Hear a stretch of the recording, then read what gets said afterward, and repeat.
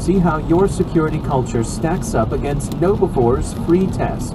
Get it at knowbefore.com/fishtest. That's KNOWBE4.com/fishtest.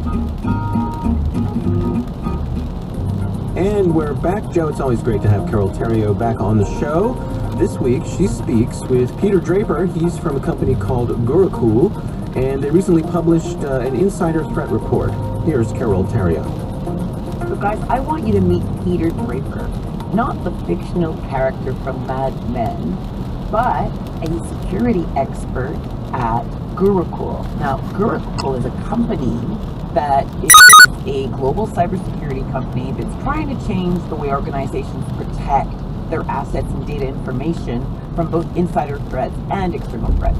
Let's see what we can learn from Peter Draper, the technical director for EMEA, Europe, Middle East, and Africa. I can see why you need an EMEA acronym there. Yes, definitely. Now, you guys have done this threat report, and I wanted to first start off with, what are the main findings for you? What were the things that struck you as really interesting in this report? Okay, so there's a number of key findings that came out of this. The ones that most people would be interested in are things like 68% of organizations feel vulnerable to insider attacks.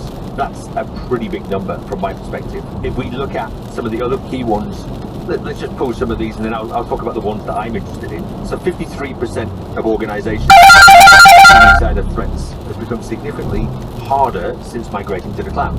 Now, we all know cloud is a huge wave that's going to continue for quite some time, and the more we get there, the more risky things are, and the more